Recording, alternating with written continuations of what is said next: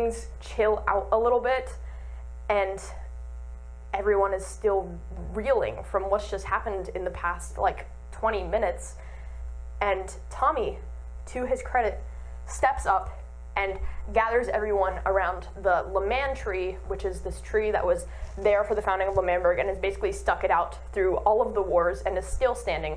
And Tommy gathers them all and has this kind of heartwarming speech about friendship and coming together after such a tragedy, and just says, guys, not all hope is lost, okay? This is not the end of days for us. Lemanburg still exists in our hearts, okay? It's a very heartwarming speech, and basically, that marks a hopeful note for the end of Season 1 of the Dream SMP. Thank you. Whew. What could possibly go wrong? What could possibly go wrong? I'm saying. So between each of these seasons, I want to do something called an interlude, because I don't want to subject you to all 4 seasons of Dream SMP lore at once. So I'll have these little breaks between seasons where I talk about something kind of tangentially related to the Dream SMP that's kind of important to know about for context, because so much of the Dream SMP is about what was going on around it, rather than just the story itself. So this first interlude, I want to talk a little bit about fandom, fanon, and how goddamn popular the Dream SMP was on Twitter. So, the Dream SMP saw a massive explosion in popularity in late 2020, especially after the October 16th festival stream, which was the Red Festival. That was my first stream, and I believe that it drew a lot of people in. I also think that the elections were a big moment for Dream SMP, because people heard Jay Schlatt making a big, serious monologue speech and got invested. So, a ton of people were suddenly showing up to watch every single stream. Concurrent viewers peaked at, I believe, 600,000 on Tommy and its stream during the disc finale, which is huge. That is over 500,000 people, and that stream has put him on the leaderboard for most viewed Twitch streams of all time, which is crazy. The Dream SMP was so popular that you could not go anywhere without hearing about it online. Nowhere was safe. Twitter, Tumblr, Reddit. You couldn't log on to a site and be confident in the fact that you wouldn't face Dream SMP while you were there. You were going to be subjected to it whether you liked it or not. And personally, I chose to just embrace it. Dream SMP was very popular on social media, especially Twitter and Tumblr, where a lot of fandom accounts are made and people are easily gathered together to talk about their interests and things like the Dream SMP. Twitter especially lends itself to a lot of Dream SMP fandom, specifically because live tweeting was already a practice, and live tweeting a live stream was, of course, just kind of natural. So Twitter became a huge place for people to go and talk about Dream SMP. It also provided people something sort of uncommon with a lot of regular fandoms, which is immediate and direct access to the people who were making the media. If you wanted Tommy Innit to see your fan art, you could @ him underneath it and say, "Look what I made." And there was a chance that he might see it. People would stalk the likes of content creators to see what they were up to and how many people they'd recognize. People would put "noticed by X" in their bio and a count of all of the times that one of their content creators had replied to one of their tweets or liked it. It was huge.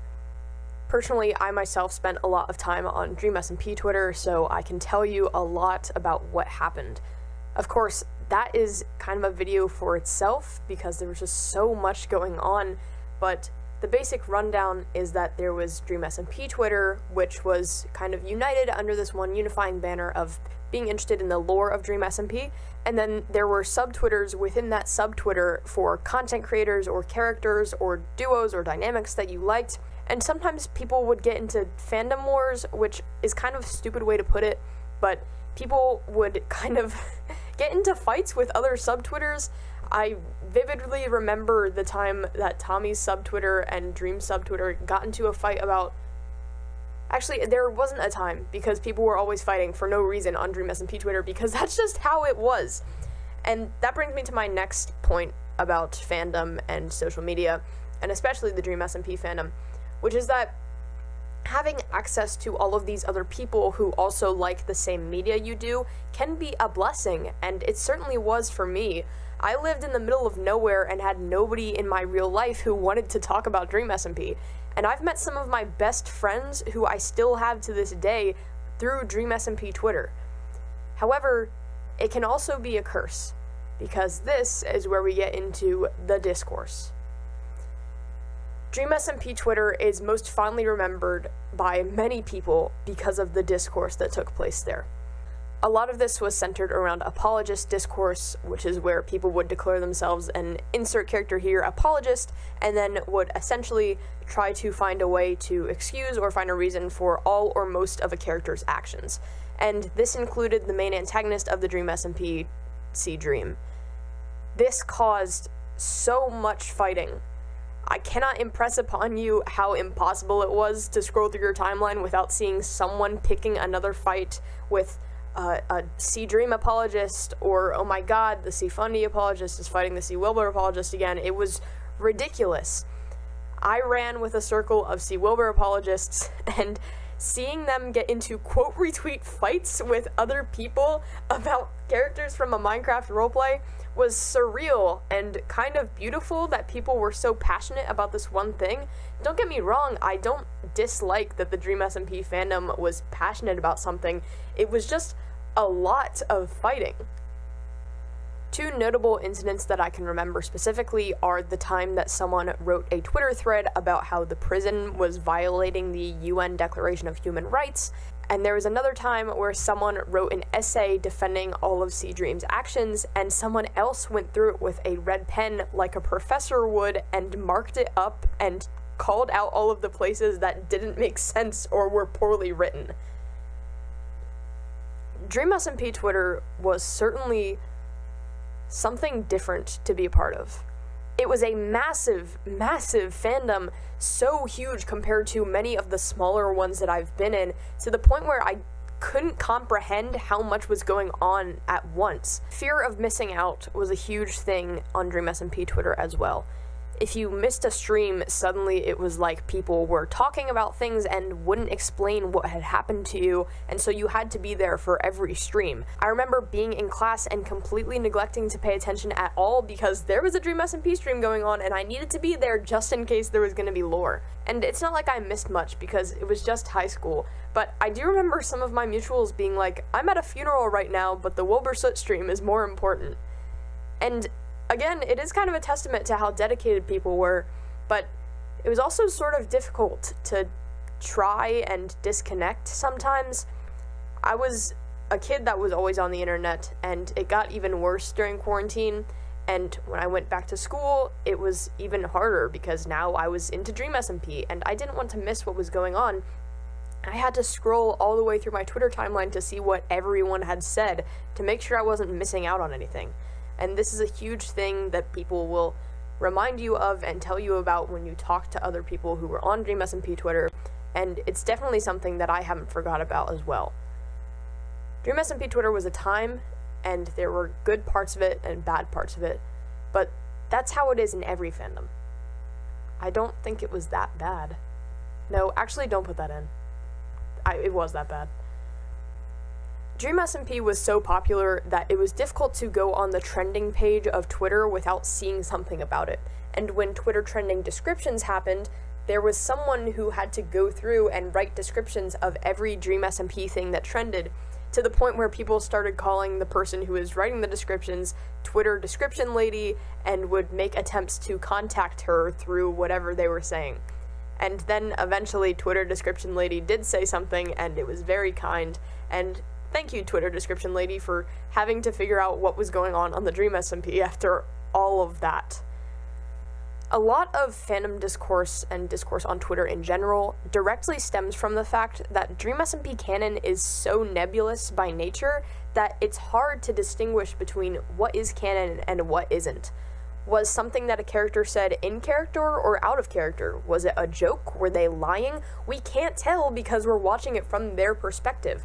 We'll never be sure unless the streamer directly tells us. And because there was so little backstory for so many of the Dream SMP characters, people would cling on to whatever a character might have said that might hint at a backstory, and then would call it their own canon and use it as factual evidence in discourse, to which people would then say, that's not canon, that was a joke, or that was a lie, and then you would get into debates about the semantics of what is canon and what isn't, and it was a mess. One notable instance of this is when people believed that Tommy was also Philza's biological son and was Wilbur's canonical biological brother, and this had to be disproved by Philza on stream, and people would also try and edit Technoblade's Dream SMP Wikipedia page to say that he was related to them as well, when in actuality he was just like Philza's friend or something, and it was a mess. It truly was. I cannot describe how insane it was to see people debating about whether or not a relationship was canon at all, when maybe nothing had been said about it, but also maybe this thing meant that it was canon, and nobody could be sure. With the Dream SMP, canon is kind of a loose definition of anything that you want the story to be. This is why this video is my retelling of the Dream SMP, because a lot of what I believe happened might not have happened at all. I mean, most of it is factually in line with what happened, but how do we know that any of it was canon? How do I know that any of the things in my head aren't fanon and are just implied in the story, or maybe not, maybe I'm making it up? Nobody is really sure. This is the case with a lot of media, but in Dream SMP, more than ever, canon is kind of a base guideline for whatever story you want. Who do you believe is in the right? What do you believe happened before the story and after the story? What do you even believe was happening during the story? You can make up whatever you want. It's Dream SMP. Nothing about it is really real. The story is there, sure, but there are so many details that we simply don't have. First of all, by nature of it being a Minecraft roleplay where not many descriptions or gestures are involved, and secondly, by nature of just a lot of it being omitted. There are no backstories for many of the characters, like I've said, and we don't get an epilogue to find out what happened to them after the story either. It's not like a traditional media, it's yours. And that's kind of what's beautiful about the Dream SMP. And that brings me into fan works. Things like fan art and fan fiction were incredibly important to the Dream SMP. I believe that to this day, the Dream SMP fandom, or Minecraft video game tag on Archive of Our Own, is one of the largest, largely due to Dream SMP fans just going at it.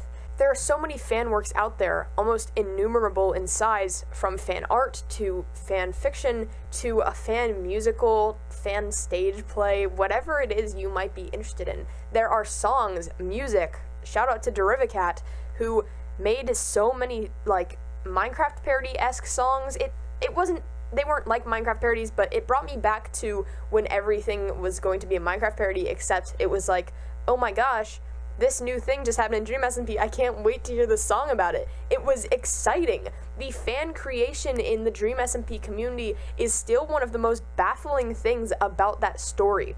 So much spawned from it. So many of these characters were so important to people. Even if there was a character with about 2 seconds of screen time who streamed maybe once, you would believe that they would have a Tumblr tag by the end of the day. Fan art especially ended up being very important to the story of the Dream SMP itself. There are numerous examples of this, but one of them is Quackity's scar, because later on in the story he gets a scar going through his eye, and a lot of fan artists originally started drawing this into their drawings, not thinking that it was canon at all, and then one day Quackity added it to his Minecraft skin. Another pretty cool one is that after Tubbo's second canon death, a lot of people started drawing him with scars from the fireworks after he got blown to pieces. And eventually, this made it into the lore. Tubbo mentions his scars, and they're implied to be the very same ones.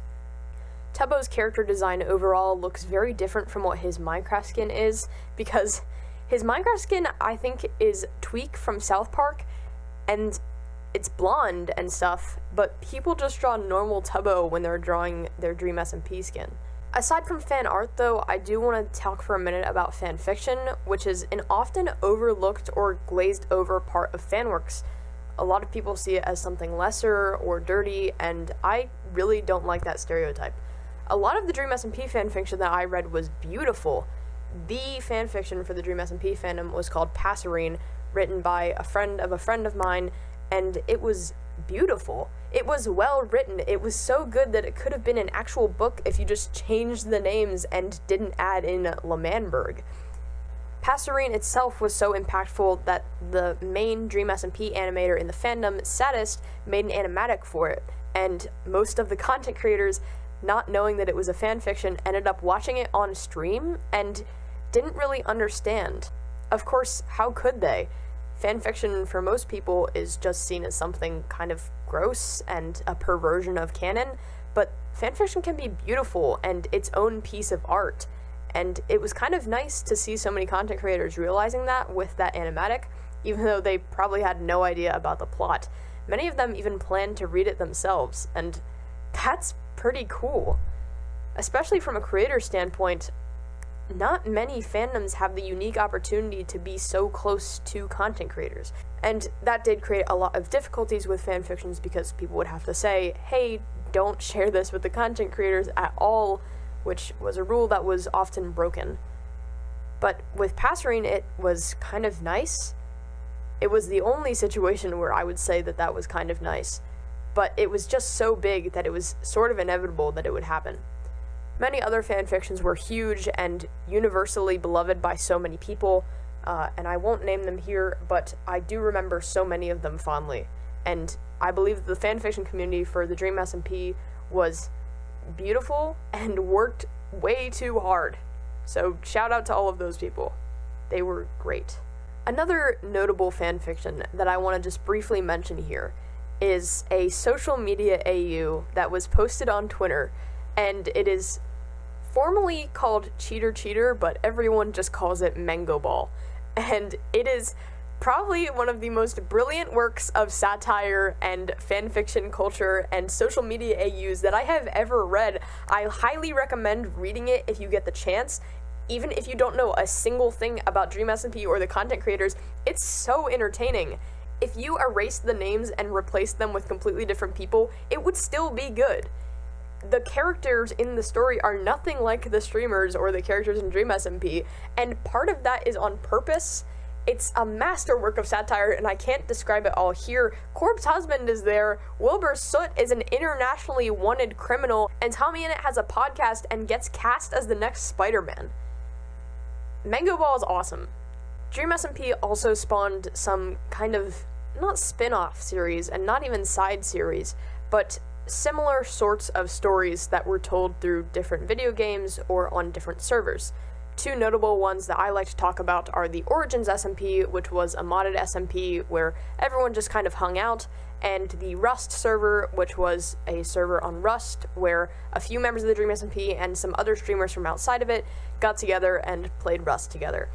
The Origins SMP was fun, and people managed to connect it to the Dream SMP because, of course, they did, and it was just nice to kind of see the characters having an opportunity to hang out if you imagined that it was part of the Dream SMP, because so much of the Dream SMP is just pain and suffering all over and over again, and the Origins SMP was fun. It was like a sunshiny, happy break from everything that was going on. The Rust server was also fun because it had a sort of post-apocalyptic vibe, and Tommy and Wilbur went around shooting Jack Manifold and Ranboo for fun. It was nice. I really liked the Rust server. Please bring it back if you're watching, Wilbur Soot. Anyways, that's the end of Interlude 1. Okay, so when Season 2 begins, Tubbo is now the president of what is called New L'Manberg, and New L'Manberg is a reconstructed L'Manberg, which is built on stilts on top of the crater that was caused by the explosion. It's kind of meant to be a symbol of, like, look at how we can move on and overcome what has happened to us, which is pretty cool, honestly.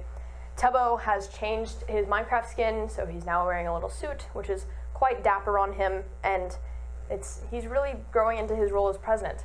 He's also started a cabinet with Tommy as his vice president, but we've all seen how that's gone in the past. Quackity is part of his cabinet as well, and I believe Fundy. We also have a new character, so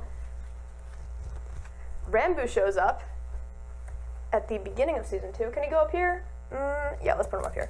So Ranboo shows up, and he's this guy. I don't know much about him. He's new, and we'll come to know a lot more about him as the seasons progress. So, a quick update on where everyone is at now that we're in season 2. So, Wilbur is dead. Wilbur's dead. He's gone. We're never going to see him again. Wink.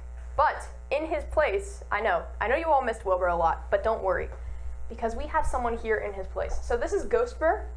Ghostbur is like Wilbur if he was a ghost, so hence the very creative name. Look, he's silly. He has a little yellow sweater on, and he's going to go right over Wilbur because Wilbur is gone.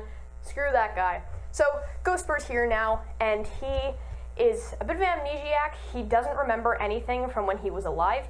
He knows that he was Wilbur, but prefers to separate himself. He calls the alive Wilbur Alivebur, which is so dumb, and he calls himself Ghostbur, and he's kind of everything that Wilbur wasn't, especially in his later days. So Ghostbur is the silly little amnesiac who just wants to run around, say hi to people. He's very cheery. He speaks in this high-pitched kind of echoey voice, and it's very cute, and he's kind of just there to have a little fun and have a good time, and if you mention that he was a bad guy when he was alive, he gets really upset.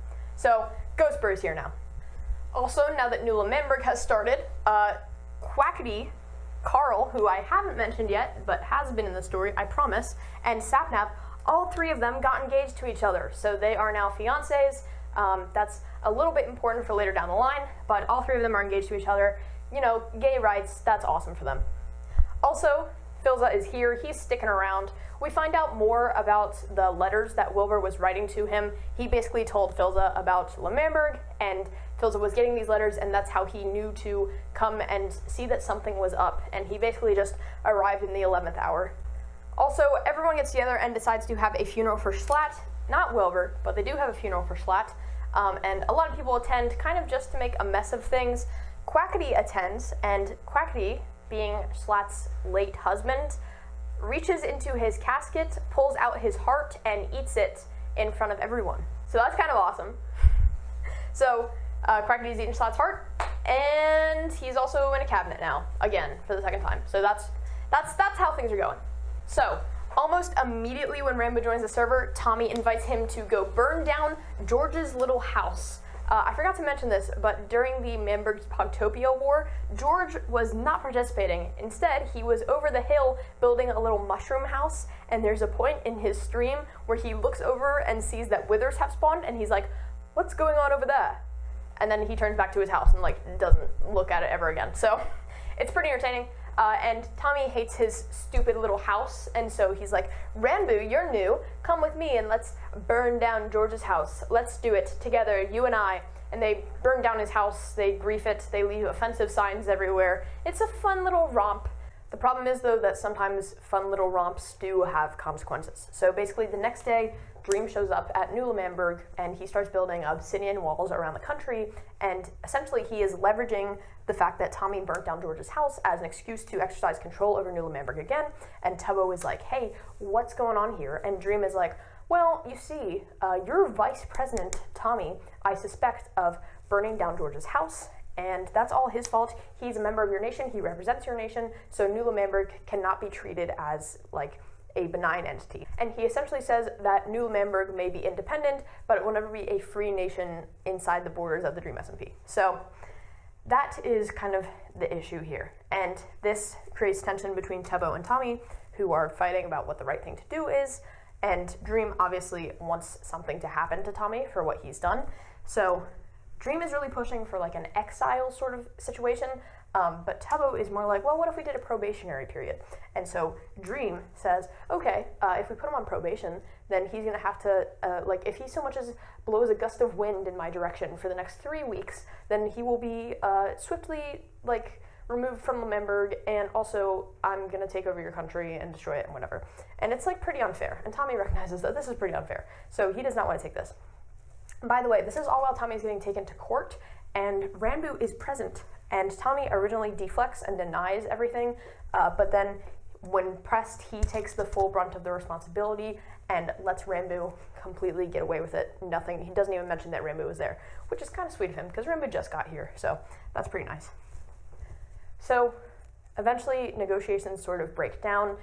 between Dream wanting exile and the probation deal being terrible, Tommy eventually remembers that he owns the pelt of Dream's dead horse spirit. So you'll remember at the beginning, I mentioned the pet wars where Sapnap went around killing everyone's pets for no reason, and Tommy somehow has possession of Dream's dead horse spirit, her pelt at least, and he pulls out the pelt out of his inner chest and he's like, look, Dream, you care about this, right? You wouldn't want to see any harm come to Spirit, basically as a leverage negotiation sort of tactic. And Dream looks at him and is like, I could not care less about that horse, and I'm going to build up these walls even higher until you give me what I want. So you might be wondering at this point why Dream is being such an asshole for no reason. That is a point of contention in the Dream SMP community. Personally, I believe that it's just like a power thing. We'll see a little bit more of that later.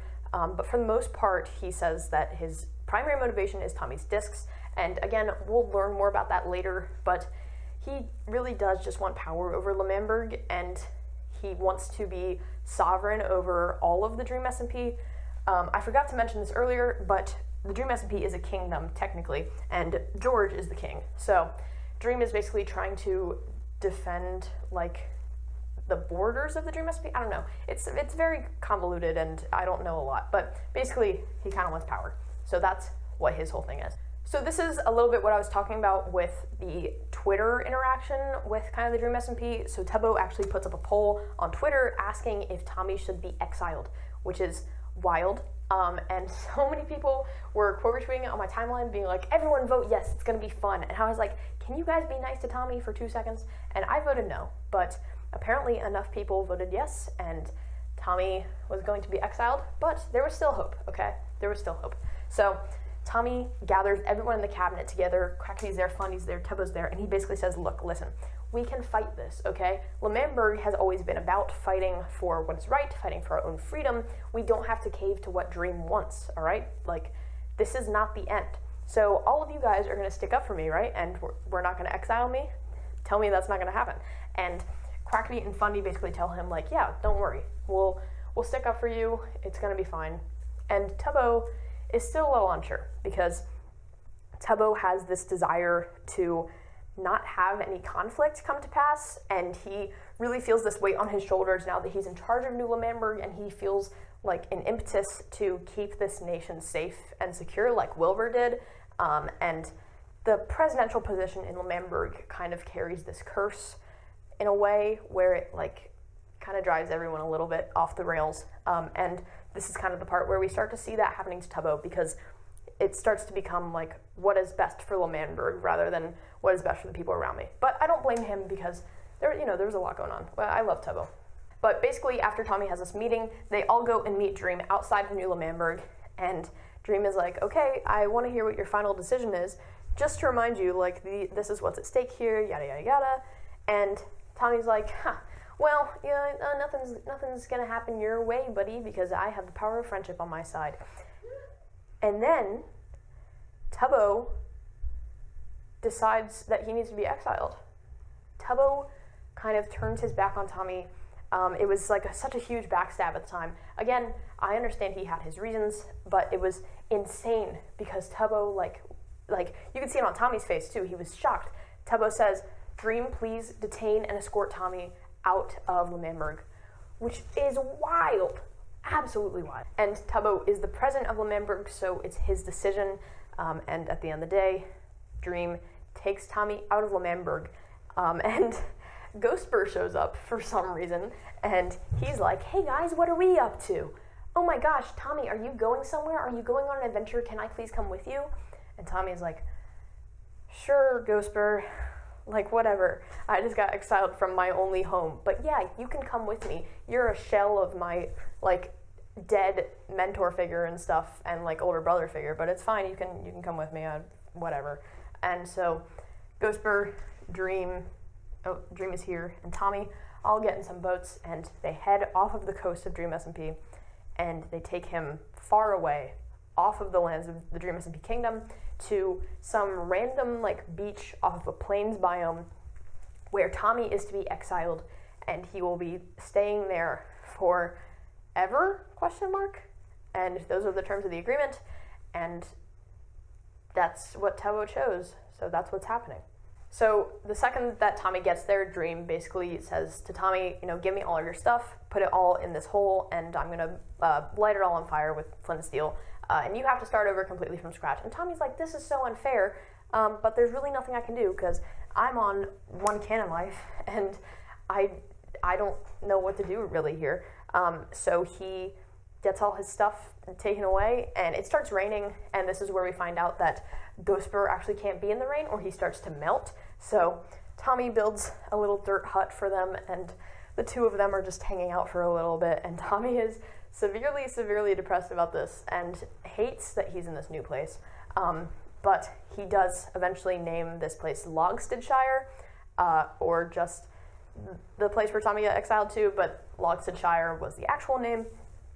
And Tommy decides that this is going to be his life for God knows how long, so he better start trying to make the best of it. So he puts together a little fort, and he has a log that he rings a bell on, and it makes him a little happy. And Ghostbur is there hanging out with him, so, it's not all that bad. And, Dream did say that the rules are that he can't visit L'Manberg, and that kind of sucks, but, maybe eventually he'll be able to go back. So, Exile is the most insane arc in the Dream SMP because of the impact, because of what happened, and I can't really describe to you fully in video essay format what it felt like to watch it, but I will do my best. So, for 2 weeks, Tommy streams every day on the Dream SMP, and Dream shows up every day, tells Tommy to put all of his stuff in a hole, and then he will either blow it up with TNT or light it on fire. And Tommy starts to deteriorate. His Minecraft skin daily, gets worse over time. He has tears in his clothes. At one point, he loses a shoe, and you can also see his eyes are getting a little bit less blue with each, the passing time, which is wild. And from day 3, you can see the toll that this is taking on him when he is led into the Nether, and Ghostbur is there, and Ghostbur goes through the portal with Dream and Sapnap, I think, to go see L'Manberg because they're preparing for Christmas, and Tommy has to stay outside the portal because he can't go to L'Manberg, and he's standing there in the Nether, and he looks down over the edge of the bridge and stares at the lava for a good 30 seconds, and it's crazy. It was crazy to see that live. And then Dream comes back out of the portal and says, "It's not your time to die yet, Tommy." And Tommy goes, "It's never my time to die." Is that allowed? Oh my God. So, yeah, there was a lot going on in Exile. Another incident that I remember is Quackity came to visit Tommy one time, and Quackity saw him shooting arrows up in the air and then remaining in place so that they would come back down and hit him, and Quackity came over and pushed him out of the way because, Quackity is a good guy, and there are several moments where it's clear that he really cares for C. Tommy, which is really nice, but I don't think they interact that much, but it is really nice when they get to. One of the nice parts about Exile, though, is that Ghostbur does come by and gives Tommy a compass, and the compass is labeled Your Tubbo, and it turns out that Ghostbur made these compasses, and Tubbo has a matching one called Your Tommy, and they actually point at each other, so Tommy always has a compass that points him towards Tubbo, and Tubbo is one that points him towards Tommy, which is so sweet. That is the sweetest friendship thing I've ever heard in my entire life. And thank you, Ghostbur, because that was very kind of him. And Tommy keeps it on him all the time. He never gets rid of it, even when Dream is give me all your stuff. He keeps it in his inventory, and it's crazy characters.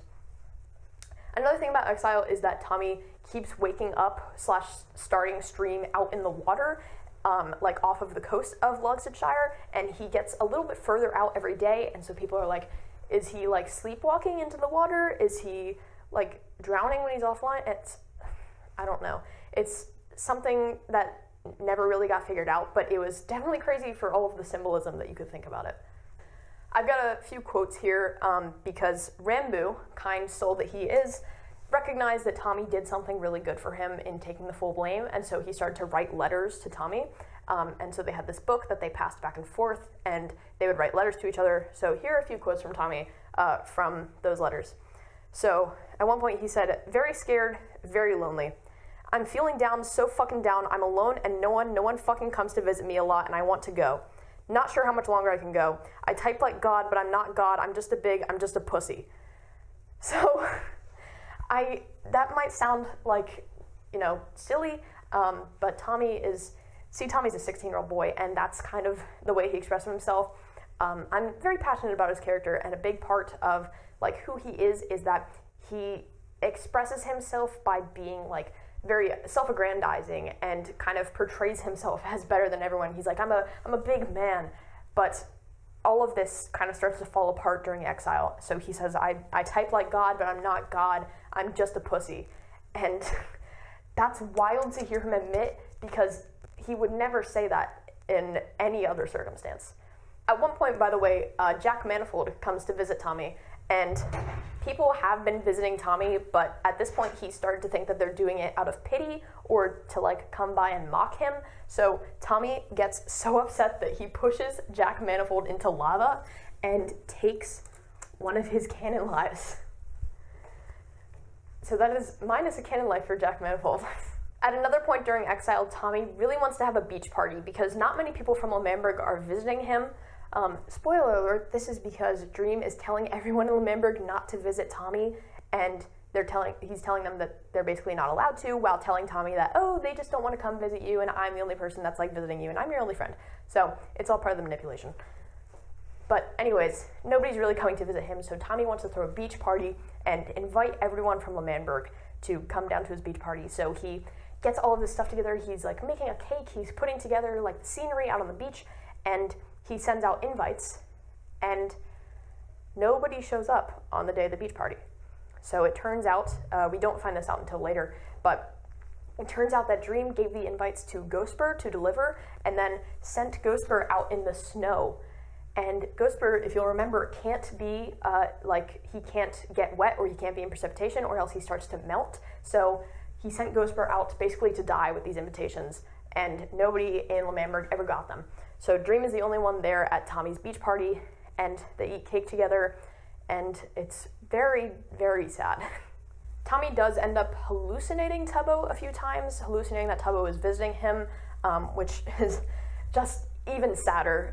There are so many details about the exile streams that I couldn't fit them all in this, but there's so much that just makes it heart-wrenching.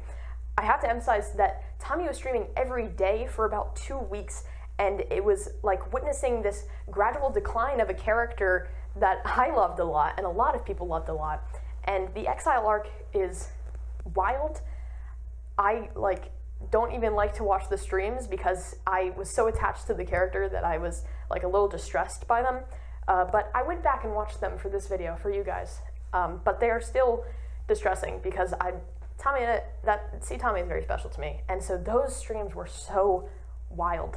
Also, another tidbit about exile is that Tommy keeps letting his Minecraft hearts go like all the way down, almost to 1 or almost to 0. He doesn't eat to regain his hunger, and it's just a terrible situation all around. He's definitely very self-destructive at this point, and you can see where this is going. So meanwhile, back in L'Manberg, there's a conflict going on with Mexican L'Manberg, which is like a spin-off of L'Manberg. It was started by Quackity, who is Mexican, hence the name. And so it's basically just this floating platform above L'Manberg, and they were like, we're going to call this Mexican L'Manberg. And currently, Eret is king of the SMP. And so George is part of Mexican L'Manberg with Quackity, Carl, and I think maybe Sapnap. So they decide they want George back on the throne. They want to depose Eret and get George back on the throne. So they have Mexican L'Manberg, and they decide that they are going to frame Eret for an explosion that happens at Mexican L'Manberg, so they can say that she's unfit as king, and they're going to take away Eret's kingship basically by framing them for Carl's death. So this explosion happens. Carl loses a canon life due to this explosion. And I know Carl hasn't been that relevant lately, but he'll come up. But anyways, Carl loses a canon life, and Eret shows up to ask, hey, what's going on here? And Quackity's like, oh my god, you killed Carl. You killed my fiance. That's crazy. You are not fit to be king. So that's drama that's going on, and that'll come up later, but it's important that you know now. Also, while Tommy has been away, Ranboo has become Tubbo's minutes man, so he follows Tubbo around, taking notes on meetings and what he says, and it's all very fine and dandy. Also, at this point, Fundy and Ghostbur get a chance to talk, and Fundy, Ghostbur, and I think Philzo's there as well, and Fundy is talking to Ghostbur, still trying to like reach out to him a little bit, and it's kind of upsetting because Ghostbur does not remember anything about Alivebur. He's trying to be kind to Fundy because he does remember Fundy, but he more remembers Fundy when he was a child, and this is very in line with the theme of Wilbur as Alivebur treating Fundy like a child and never really wanting him to age out of being his son, I suppose, and Ghostbur tries to bring up Sally, his mom, and it does not go well. They go fishing, and Ghostbur's upset by it, and eventually they kind of get into a bit of a fight, and Ghostbur runs away. He goes and ends up visiting Pogtopia, and he just kind of stands there for a minute, and then Wilbur logs out of the server, and he says, you know, Fundy needs a dad, but it's unclear whether or not he's capable of being one right now. So meanwhile, back in Logsdonshire, Tommy is making a secret chest underneath his base filled with all of these things that he doesn't want Dream to get rid of when he comes by. So this includes his Your Tubbo compass. He has a bunch of pictures of Tubbo in there, including this specific picture of Tubbo, which looks so funny when it's translated onto a Minecraft map. And he also has pictures of the two of the real guys in real life, which is really funny. On several occasions, Tommy actually pulls out these pictures of Tubbo and starts crying, which is so wild. He misses that boy so much. They are such good friends, and their character dynamic drives me crazy because they're so opposites, but they're so alike. And you know what? We'll talk about that later. But anyways, so eventually, one day, after about 2 weeks of Tommy streaming Exile and getting worse and worse every day again, I wish I could describe to you what it was like, but it's one of those things where you just had to be there. But it was crazy. And eventually, Dream finds underneath Tommy's little house, he finds this secret room, and in complete silence, he places some TNT, lights it on fire, and blows up all of Tommy's stuff. And Tommy only manages to save a few of his pictures of Tubbo, and keeps them in his inventory, and looks absolutely dejected that all of his progress, all of this stuff that he's been saving, because Dream keeps coming by and stealing all of his stuff, and this is the one way that he could hold on to some of it maybe, and now all of it is gone. So Tommy is very upset by this, and he thinks after 2 weeks of manipulation and being led to believe that Dream is his only friend and nobody else cares about him, he's very distraught, and Dream is making it sound like he's never going to visit Tommy again. No one from L'Manberg is coming to see him, and Tommy is just going to have to be here and do whatever it is he does alone with nobody else forever. And Tommy is begging Dream not to leave. He's asking he'll do anything just for some forgiveness, and he just wants Dream to stay, but Dream, in silence, walks over to the nether portal that's his only connection to the outside world and breaks one of the blocks, essentially severing his connection, any kind of connection that he had to L'Manberg. So Dream leaves, and this is where the Exile arc starts to come to a climax, because Tommy starts wandering around the ruins of what was Logsdonshire. His tent has been blown up, his fort has been blown up, his chests have been blown up, and he's wandering around, and he starts to wonder if any of it was worth it at all. And it's heart-wrenching. I will admit, even 3 years on, watching this stream for this video, I ended up crying for 30 minutes about how much I care about C. Tommy after watching this stream. And it is crazy to watch him walk around and realize that none of this was worth any of it. He was exiled from the one place that he called home, and now he's here, and it was all for nothing. So Tommy walks over to a small hill nearby where his fort was and starts to place blocks underneath him.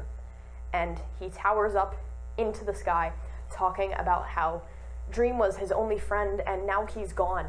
And they used to hang out so much, and they used to laugh, and they used to cry, and oh boy, there was a lot of crying, but at the end of the day, the two of them were friends, and now his friend is never coming to visit him again. Nobody ever comes to visit him, and he keeps towering up. He keeps going up, and he's talking to himself, and the chat is losing their minds. I was losing my mind. I was watching this stream in my math class after I'd finished taking my math final, and I had to sit there and keep myself from shaking because I was losing my mind about this. And he towers up. He stops for a moment to turn on the clouds and settings, and he says, "Oh, I'm already above the clouds." And it sounds like he doesn't even really care. He starts to repeat what Dream said to him about the fact that he was going to come every day to Logstonshire and watch Tommy. And he keeps repeating to himself, he was going to watch me. He was going to come here and watch me.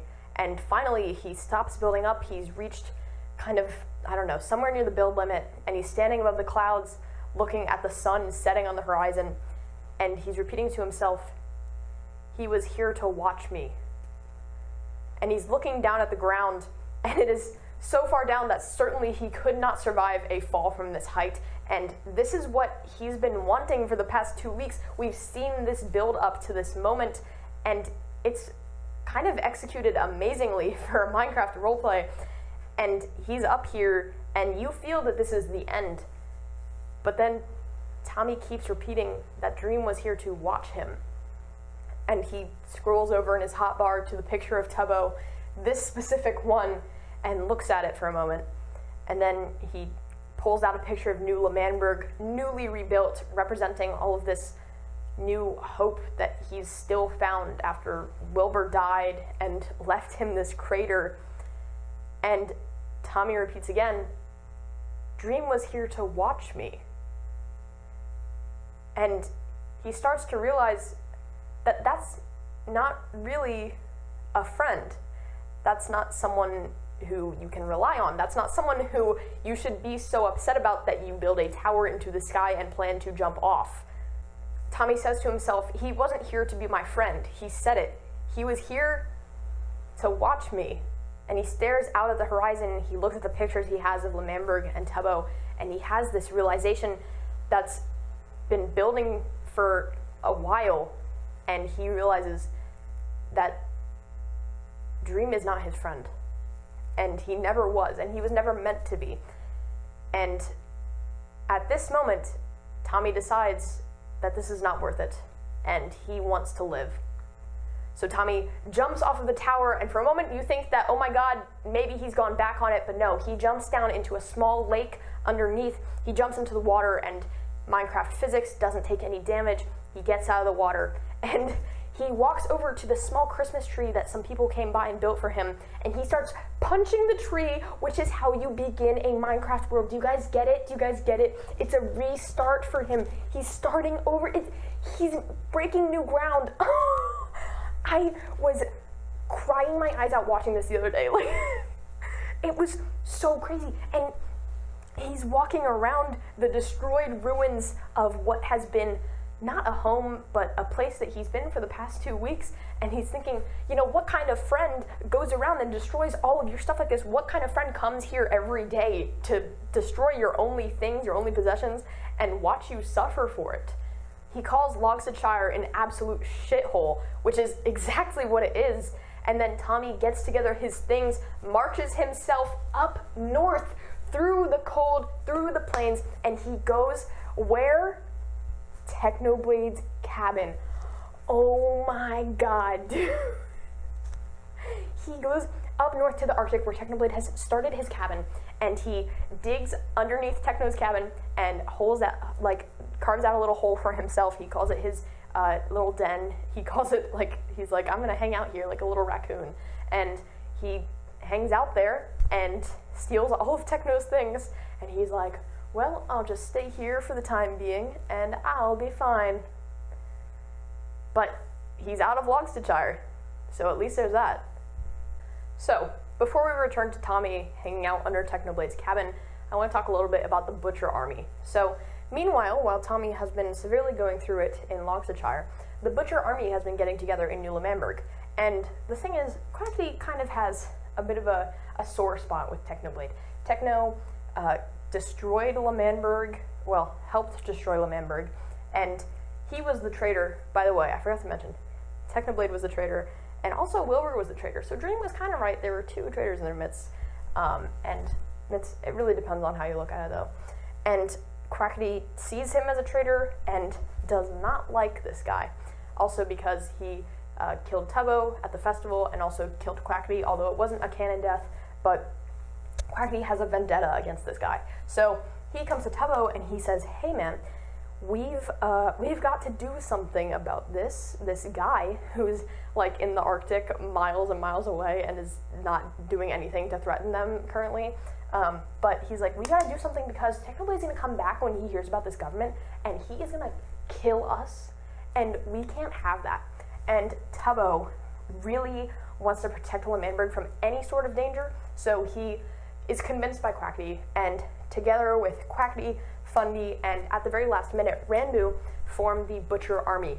And this is so named because they're going to go butcher the pig, Technoblade, and they decide to set off on December 16th, 2020. But before they do, they go to Filza's little house in New L'Manberg, and they interrogate him because they know that Filza is Technoblade's best friend. And so they go to talk to Filza, and they're like, give us all of your info, old man.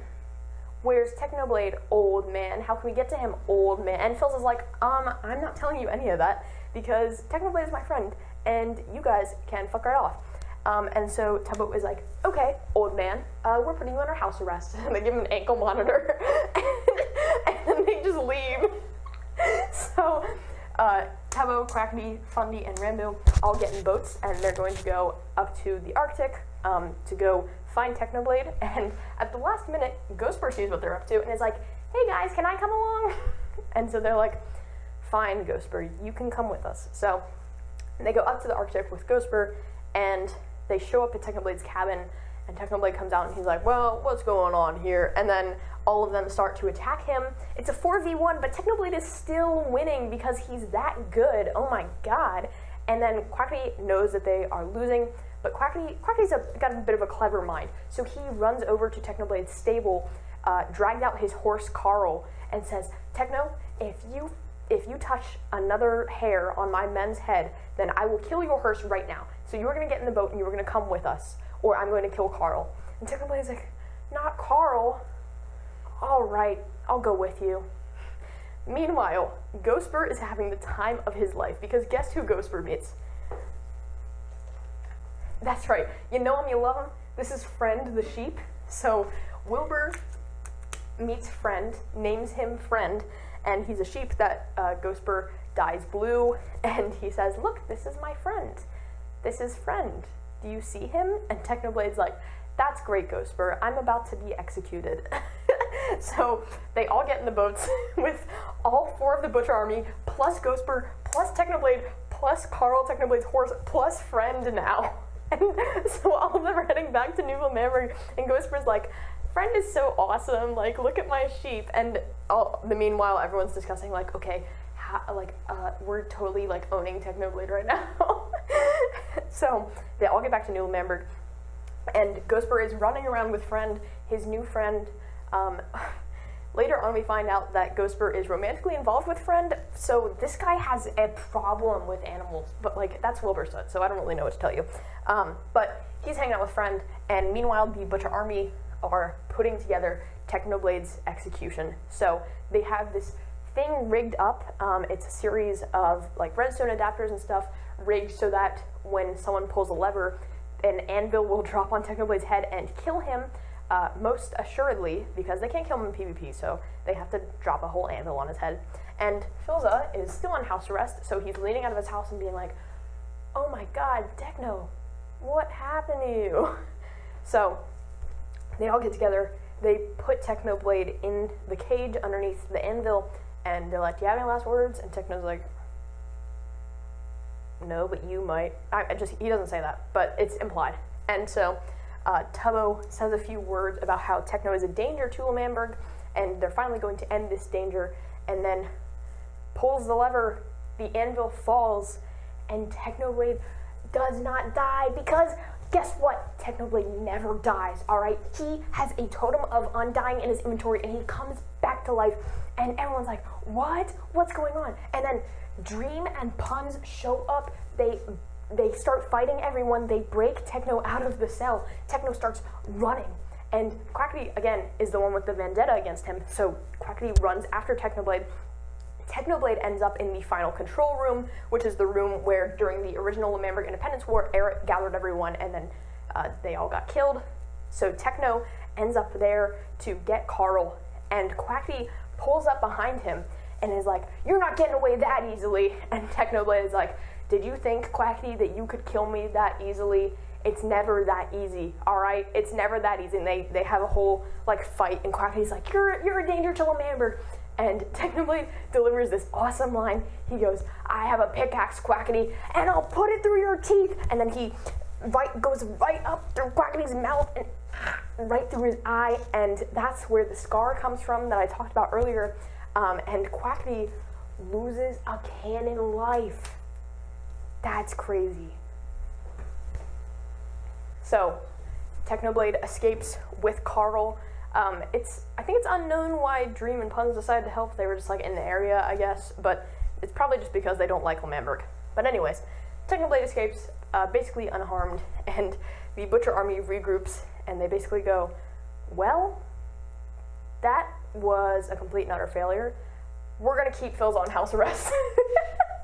So, New Lemberg, after this, they decide that their true enemy is Dream, because he helped Techno. So they decide that they are going to plan a new festival, the Green Festival, which is basically going to be a trap to lure Dream and then kill him, and it's going to be big, so they have to start prepping now. It's going to be huge.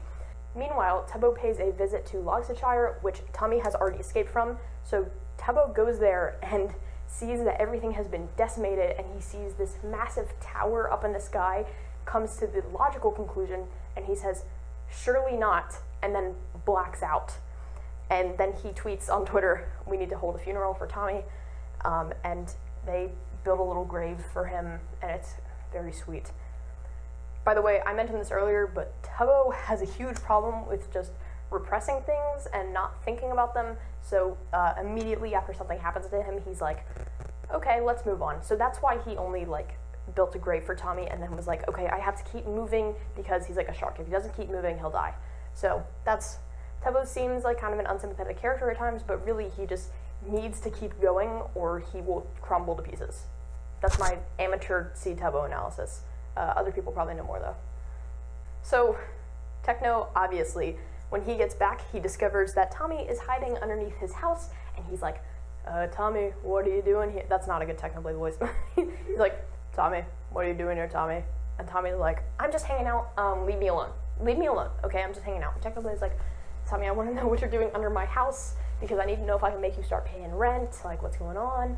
And Tommy's basically like, listen, you don't need to worry about it, just let me hang out, let me steal all of your stuff, all of your potions, all of your golden apples, and he's, like, actively eating one while he's talking to him. So after Exiled, Tommy has a thing with taking damage as opposed to letting his hearts get all the way down. So if he takes a single heart of damage, he immediately starts eating a golden apple, and he's terrified of taking damage again, which is so crazy.